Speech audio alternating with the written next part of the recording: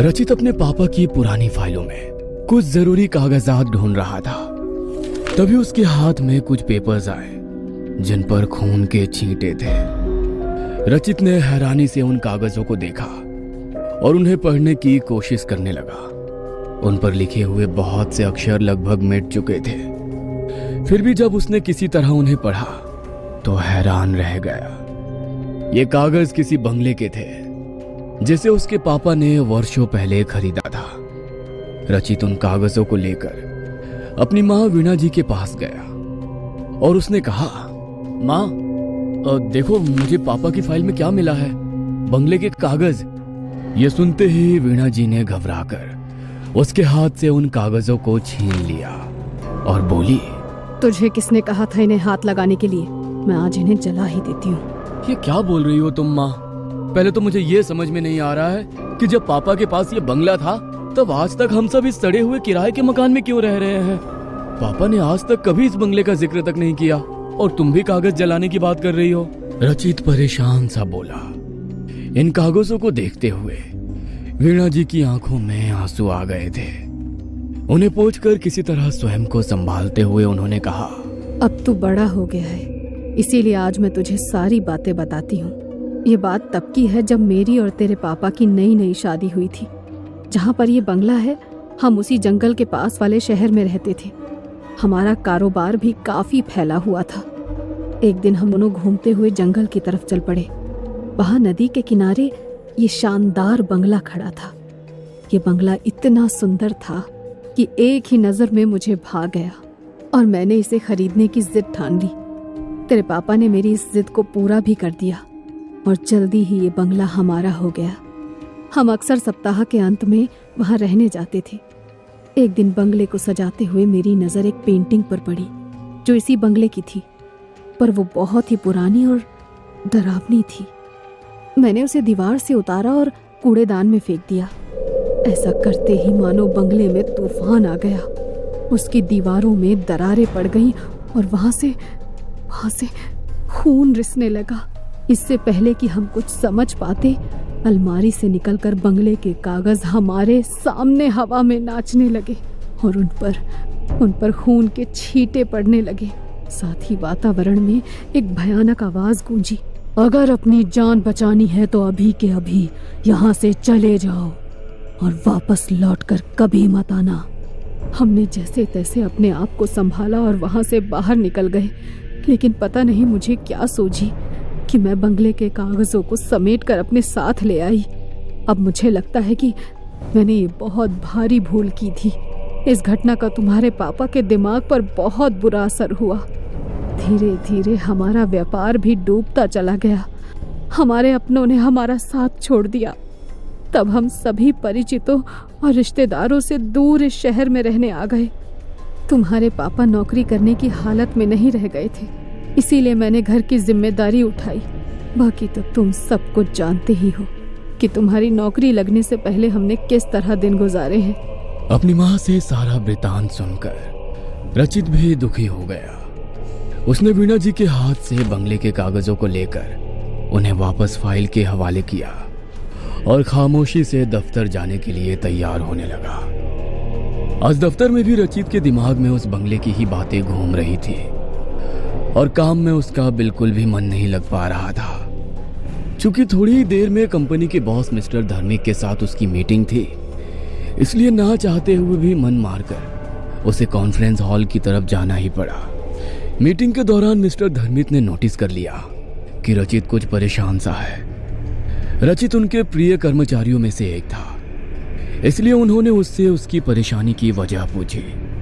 सहसा रचित को याद आया कि मिस्टर धर्मिक अक्सर काली शक्तियों के विषय में पढ़ते रहते हैं और उनके विषय में वो खोजबीन भी करते रहते हैं, इसलिए उसने उन्हें सारी बात बता दी। रचित की बात खत्म होने के बाद मिस्टर धर्मिक ने कहा,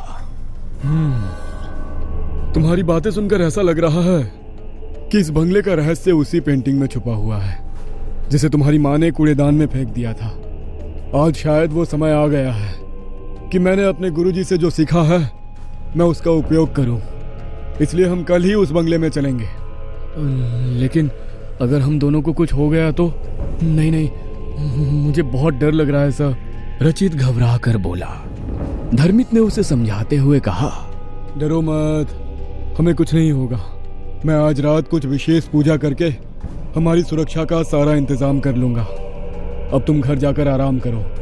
मैं भी आज छुट्टी लेकर अपने घर जा रहा हूँ। घर आकर जब रचित ने वीणा जी को मिस्टर धर्मित के साथ बंगले में जाने की बात बताई, तब उन्होंने उसे रोकने की बहुत कोशिश की, लेकिन रचित को मिस्टर धर्मित पर पूरा भरोसा था। अगले दिन तय समय पर मिस्टर धर्मित रचित के घर आए। वीणा जी ने उन्हें भी समझाने की बहुत कोशिश की, लेकिन मिस्टर धर्मित ने कहा, आंटी आप घबराइए मत। ईश्वर चाहेंगे तो आपका बंगला जल्द ही आपको वापस मिल जाएगा। बस आप बंगले के कागज मुझे दे दीजिए। अब वीणा जी कोई प्रतिरोध नहीं कर पाई और उन्होंने कागज लाकर मिस्टर धर्मित को सौंप दिया। मिस्टर धर्मित ने उन कागज, अगर हम दोनों को कुछ हो गया तो? नहीं, मुझे बहुत डर लग रहा है सर। रचित घबरा कर बोला। धर्मित ने उसे समझाते हुए कहा, डरो मत, हमें कुछ नहीं होगा। मैं आज रात कुछ विशेष पूजा करके हमारी सुरक्षा का सारा इंतजाम कर लूंगा। अब तुम घर जाकर आराम करो। मैं भी आज छुट्टी लेकर अपने घर जा रहा हूँ। घर आकर जब रचित ने वीणा जी को मिस्टर धर्मित के साथ बंगले में जाने की बात बताई, तब उन्होंने उसे रोकने की बहुत कोशिश की, लेकिन रचित को मिस्टर धर्मित पर पूरा भरोसा था। अगले दिन तय समय पर मिस्टर धर्मित रचित के घर आए। वीणा जी ने उन्हें भी समझाने की बहुत कोशिश की, लेकिन मिस्टर धर्मित ने कहा, आंटी आप घबराइए मत। ईश्वर चाहेंगे तो आपका बंगला जल्द ही आपको वापस मिल जाएगा। बस आप बंगले के कागज मुझे दे दीजिए। अब वीणा जी कोई प्रतिरोध नहीं कर पाई और उन्होंने कागज लाकर मिस्टर धर्मित को सौंप दिया। मिस्टर धर्मित ने उन कागजों को संभाल कर अपने बैग में रखने के बाद रचित के गले में अभिमंत्रित किया हुआ एक लॉकेट पहना दिया। वैसा ही लॉकेट उनके गले में भी था। चाहे कुछ भी हो जाए रचित, इस लॉकेट को तुम अपने गले से मत उतारना। ये अगले 48 घंटों तक हमें बुरी शक्तियों से बचा कर रखेगा और हमें नींद भी नहीं आने देगा। मिस्टर धर्मित के कहने पर रचित ने हामी भर दी।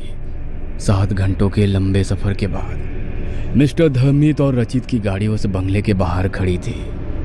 यह बंगला पूरी तरह से उजाड़ हो चुका था। उन दोनों ने जैसे ही बंगले के अंदर जाने के लिए उसका दरवाजा खोला, वहां तेज आंधी शुरू हो गई। फिर भी वो दोनों डरे नहीं और मजबूती से एक दूसरे का हाथ थामकर बंगले में प्रवेश कर गए।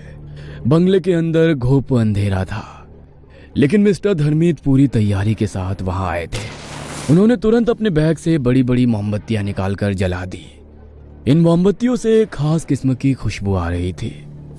अभी वो दोनों आगे कुछ सोचते कि तभी बंगले में से किसी के हंसने की आवाज आने लगी। इस हंसी के थमते ही वहां एक दूसरी आवाज गूंजी। तुम दोनों को क्या लगता है इन मोमबत्तियों की मदद से तुम हमें यहाँ से निकाल दोगे? यह असंभव है, असंभव। इसलिए उन्हें बुझा दो और यहाँ से चले जाओ। यह सुनकर रचित और मिस्टर धर्मित थोड़ा सा घबरा गए। रचित कुछ कहना चाहता था, लेकिन मिस्टर धर्मित ने उसे चुप रहकर पेंटिंग ढूंढने का इशारा किया। वो दोनों अपने हाथ में मोमबत्ती लेकर अपने काम में जुट गए। लॉकेट और मोमबत्तियों के कारण बंगले में मौजूद काली शक्तियां इनके पास नहीं आ पा रही थी, लेकिन वो उन्हें डराने की भरपूर कोशिश कर रही थी। अंदर अंदर थोड़ा डरने के बावजूद वो दोनों बिना रुके अपने काम में लगे हुए थे। समय बीतता जा रहा था, लेकिन उनकी तलाश खत्म ही नहीं हो रही थी। 24 घंटे गुजर चुके थे। उनके लॉकेट की शक्ति खत्म होने में भी बस 24 घंटे ही शेष थे। ऐसा लगता है कि हम सफल नहीं होंगे, रचित ने धीरे से मिस्टर धर्मित से कहा और गुस्से में उसने अपने पैरों को जोर से फर्श पर पटका। ऐसा करते ही उसका पैर फर्श को तोड़ता हुआ थोड़ा अंदर चला गया। यह देखकर मिस्टर धर्मित फर्श के गड्ढे में रचित के फंसे हुए पैर को बाहर निकालने के लिए थोड़ा झुके तो उनकी नजर फर्श के अंदर दबी हुई पेंटिंग पर पड़ी। रचित और मिस्टर धर्मित ने मिलकर किसी तरह वहां से वो पेंटिंग निकाल तो ली, पर इसके बाद वो दोनों बहुत ज्यादा थक गए थे, इसलिए वो थोड़ी देर वहीं पर बैठ गए। मिस्टर धर्मित ने अब ध्यान से इस पेंटिंग को देखना शुरू किया। तो उन्होंने पाया कि इस पेंटिंग में एक खास तांत्रिक कोड में इस बंगले का राज लिखा हुआ था। उन्होंने अपनी आंखें बंद करके अपने गुरु को प्रणाम किया, जिनसे उन्होंने तंत्र विद्या सीखी थी। इसके बाद उन्होंने इस कोड को तोड़ना शुरू किया। धीरे धीरे बंगले के सारे राज उनके सामने स्पष्ट हो गए। किसी जमाने में इस बंगले की जगह कुछ तांत्रिकों का आश्रम था। वो अपनी काली सिद्धियों के जरिए सारे संसार को अपना गुलाम बनाकर उन पर अपनी हुकूमत चलाना चाहते थे। जब इस गांव के मुखिया को इस विषय में पता चला, तब उसने अपने गुरु से सलाह मशवरा करके उन तांत्रिकों को उनके आश्रम के साथ ही जला दिया। इसके बाद उनके गुरु ने वहां मौजूद राख से यह तस्वीर बनाकर इसमें उनकी कहानी छुपा दी और उसके फ्रेम को मंत्र से बांधकर उन तांत्रिकों की बुरी शक्तियों को उन्होंने इसमें कैद कर दिया। साथ ही उन्होंने मुखिया जी को आदेश देकर आश्रम की जगह ठीक इसी तस्वीर की तरह दिखने वाला बंगला यहाँ बनवा दिया। आश्चर्य से मुंह खोले सारी कहानी सुन रहे रचित से मिस्टर धर्मित ने आगे कहा, तुम्हारी माँ के द्वारा पेंटिंग उतारकर फेंकने से इसका फ्रेम टूट गया और इसमें कैद काली शक्तियां बाहर आ गई, तो अब क्या करें? रचित ने संशय से पूछा। मिस्टर धर्मित ने ध्यान से पेंटिंग के फ्रेम को देखते हुए कहा, हमें ये फ्रेम दोबारा बनाना होगा, लेकिन इसके लिए उसी पेड़ की लकड़ी चाहिए जिससे ये पहले बना था। ये पेड़ इसी जंगल में है, लेकिन कहाँ ये मुझे नहीं पता। तुम जल्दी जाओ और उसे जाकर ढूंढने की कोशिश करो। तब तक मैं पूजा की तैयारी करता हूँ। और सुनो, संभल कर जाना। वो काली शक्तियाँ तुम्हें डराने की कोशिश करेगी, लेकिन अभी हमारे लॉकेट में 18 घंटे की शक्ति बची हुई है, इसलिए घबराना मत। मिस्टर धर्मित की बात सुनकर रचित जब पेड़ ढूंढने के लिए निकला, तब बुरी शक्तियां भी उसे रोकने के लिए उसके पीछे चल पड़ी। कभी वो रचित के आगे गहरे गड्ढे का भ्रम पैदा करती, तो कभी उस पर हड्डियों और खून की बारिश करती, और कभी डरावनी आवाज में उसे यहाँ से वापस जाने के लिए धमकाती। लेकिन रचित मिस्टर धर्मित की बातों को याद करते हुए चुपचाप आगे बढ़ता रहा। उसने लगभग पूरा जंगल छान लिया, लेकिन उसे वो पेड़ नहीं मिल पा रहा था। 6 घंटे गुजर चुके थे और अब रचित पर निराशा हावी होने लगी थी। उसने मन ही मन अपने ईश्वर को याद किया और उनसे मदद की गुहार लगाते हुए फिर से आगे बढ़ने लगा।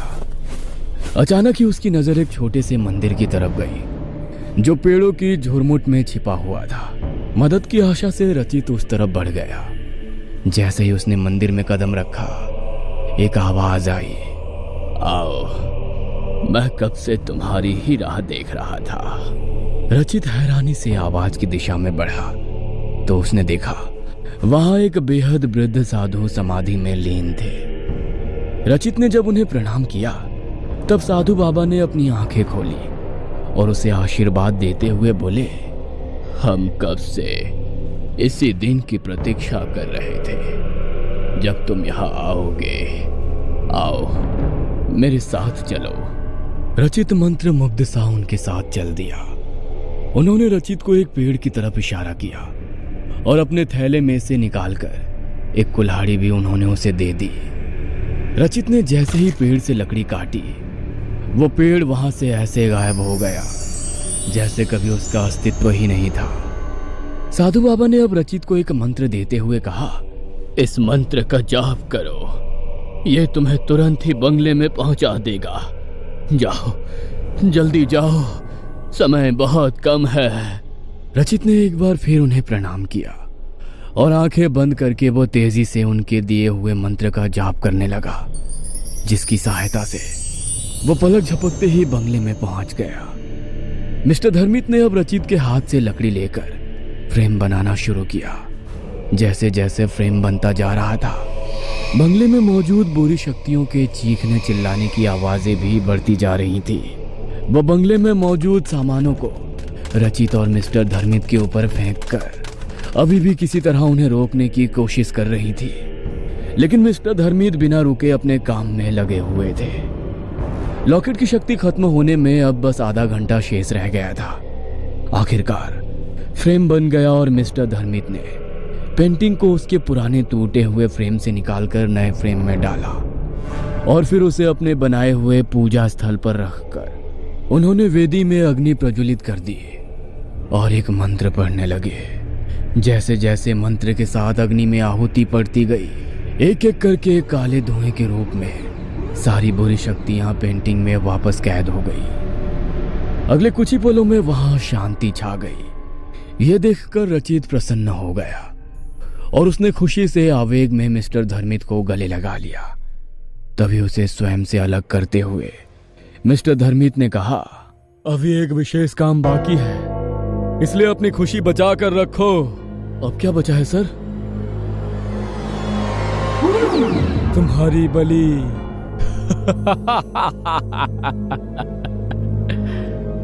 ये कहकर धर्मित अट्टहास करने लगा और देखते ही देखते उसने रचित को रस्सियों में बांध दिया। इसके बाद उसने अपने बैग से बंगले के कागज को निकालकर हवन वेदी के पास रख दिया। रचित ये सब देख सुनकर बुरी तरह घबरा गया था। उसने देखा कि धर्मित की आंखों में खून उतर आया था और उसका चेहरा बहुत ही भयानक लगने लगा था। रचित को कुछ भी समझ में नहीं आ रहा था कि अब वो करे तो क्या करे। तभी धर्मित ने कहा, चलो, तुम्हारी बलि देने से पहले मैं तुम्हारी जिज्ञासा दूर कर देता हूं। मैं इन तांत्रिकों का मुखिया था जो इस जगह पर बने हुए आश्रम में जलकर मर गए। यह सब मुझसे नफरत करते थे और मेरी सिद्धियां छीनना चाहते थे। इसलिए मैंने अपनी सिद्धियों को यहीं जमीन में छुपा दिया था। जिस दिन यहाँ आग लगाई गई उस दिन मैं यहाँ से बाहर गया हुआ था, इसलिए संयोग से मैं बच गया। जब इस जगह से जुड़ा विवादित मामला ठंडा पड़ गया तब मैं यहाँ छुपाई गई अपनी सिद्धियों को वापस लेने आया। लेकिन तब मुझे पता चला कि इस जगह को पवित्र मंत्रों की शक्ति से बांध दिया गया था। अब मैं चाह कर भी कुछ नहीं कर सकता था, इसलिए चुपचाप मैं सही समय की प्रतीक्षा करता रहा। फिर एक दिन तुम्हारे माँ पापा यहाँ आए और तुम्हारी माँ ने पेंटिंग के फ्रेम को तोड़कर मंत्रों की शक्ति को खत्म कर दिया। लेकिन तब भी मैं इस जगह पर मौजूद अपनी शक्तियों को वापस नहीं पा सका, क्योंकि वो खून के छींटों के रूप में बंगले के कागज के साथ जा चुके थे। अब मैंने अपने गुरु की शरण ली, तब उन्होंने अपनी शक्ति से मुझे तुम्हारे विषय में बताया। अपने गुरु के आशीर्वाद से मैं कोई भी रूप ले सकता हूँ, इसलिए दुनिया से छुपने के लिए मैंने ये रूप लिया और तुम इंसानों के बीच रहकर तुम्हारी तरह काम करते हुए मैं तुम्हारे बड़े होने की राह देखने लगा।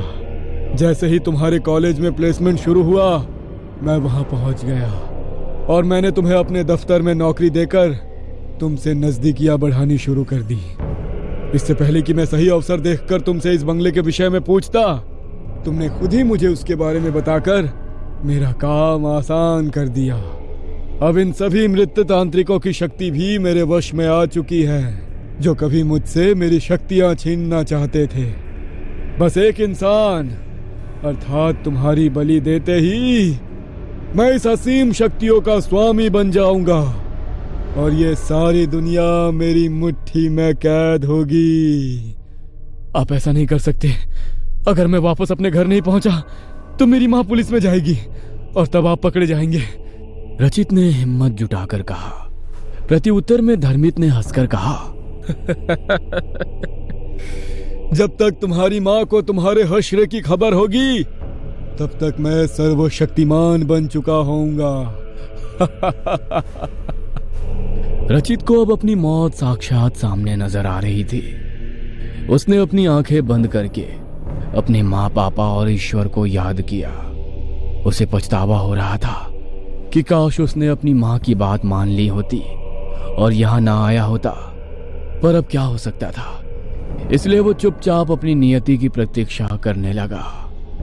धर्मित ने अब वापस मंत्र पढ़ना शुरू किया। जैसे ही उसने रचित पर अभिमंत्रित राख फेंकनी चाहिए तभी आवाज आई, रुक जाओ। धर्मित के साथ साथ रचित ने भी चौंक कर अपनी नजरें उठाई तो सामने वही साधु बाबा खड़े थे जो जंगल में रचित को मिले थे। उन्होंने तत्काल अपनी शक्ति से रचित के बंधन को खोल दिया और उसी बंधन में उन्होंने धर्मित को बांध दिया। इसके पश्चात साधु बाबा ने कहा, अपने साथियों की बिखरी हुई शक्तियों को तू ही समेट सकता था, इसलिए मैं अब तक रुका हुआ था। अब जब तूने इन सबको वापस फ्रेम में कैद कर दिया है तो अब तेरे नष्ट होने की घड़ी भी आ चुकी है। आप ऐसा नहीं कर सकते, मेरे गुरु मुझे बचा लेंगे। ये कहकर धर्मित अपने गुरु को पुकारने लगा। साधु बाबा मुस्कुराए और बोले, वो पाखंडी जो कभी मेरा शिष्य और तेरा गुरु हुआ करता था अब कभी तेरे पास नहीं आएगा। देख मैंने उसका क्या हश्र किया है। साधु बाबा के हाथ घुमाते ही रचित और धर्मित के सामने किसी चलचित्र की तरह धर्मित के गुरु के जलकर मरने का दृश्य घूमने लगा। नहीं, ऐसा नहीं हो सकता, यह असंभव है। धर्मित गुस्से से चीखा। साधु बाबा ने कहा, कुछ भी असंभव नहीं है। जो इस संसार में आया है उसे एक ना एक दिन यहाँ से जाना ही पड़ता है। बस सबका अपना समय तय होता है। तेरे कपटी गुरु को मारने के लिए मुझे जिस शक्ति की जरूरत थी वो आज ही मेरी सिद्धि पूरी होने पर मुझे मिल गई और मैंने तत्काल इस बुराई को नष्ट कर दिया। बस अब हमेशा के लिए नष्ट होने की बारी तेरी है। उनकी बात सुनकर रचित की हिम्मत बंधी और वो फुर्ती से उठकर साधु बाबा के पास चला गया। इससे पहले कि धर्मित कुछ कर पाता, साधु बाबा ने उसकी मुट्ठी में मौजूद राख अपनी मुट्ठी में खींच ली और उसे धर्मित के ही ऊपर फेंक दिया। राख के पड़ते ही वहां से धर्मित और बंगले की पेंटिंग धुआं बनकर हवा में विलीन हो गई। बुरी शक्तियों के मिटते ही बंगला सूरज के पवित्र प्रकाश से जगमगा उठा। साधु बाबा ने रचित को आशीर्वाद देते हुए कहा, अब यह बंगला हर तरह की समस्या से मुक्त हो चुका है। तुम अपने माता पिता को यहाँ ले आओ और अपने पिता के साथ मिलकर फिर से उनका व्यवसाय शुरू करो। धर्मित का लिखा हुआ आत्महत्या पत्र कल उसके दफ्तर में पहुंच जाएगा। तुम जब तक वहां पहुंचोगे वहां मौजूद सभी लोग भूल चुके होंगे कि तुम कभी धर्मित के साथ कहीं गए थे। रचित साधु बाबा को प्रणाम करने के लिए उनके पैरों पर झुका। उसके झुकते ही साधु बाबा वहां से अंतर्ध्यान हो गए। रचित ने अपना बैग उठाया और बंगले में ताला लगाकर गाड़ी की तरफ चल दिया। यहां से वापस जाते हुए वो खुश भी था और दुखी भी था। उसे खुशी थी कि उसके पापा की मेहनत की कमाई से खरीदा हुआ यह बंगला अब भूतिया नहीं रहा था, लेकिन साथ ही उसे दुख भी था कि उसने बिना सोचे समझे धर्मित जैसे धोखेबाज पर भरोसा करके अपने साथ साथ अपने परिवार को भी मुश्किल में डाल दिया था। वापस अपने शहर पहुंचकर जब रचित ने अपने माँ पापा को धर्मित की सच्चाई बताई तब वो दोनों भी हैरान रह गए। मीणा जी ने तुरंत भगवान के आगे माथा टेका कि उन्होंने रचित को इतनी बड़ी मुसीबत से बचा लिया था। कुछ दिनों के पश्चात रचित अपने माँ पापा को लेकर पुनः उस बंगले में आया और साथ ही उसने अपने पापा का व्यवसाय भी एक बार फिर से शुरू किया। उसके पापा की मानसिक हालत भी अब सुधरने लगी थी। साधु बाबा के आशीर्वाद से एक बार फिर बुराई पर अच्छाई की जीत का प्रतीक बनकर यह बंगला अपनी रौनक से जगमगाने लगा था।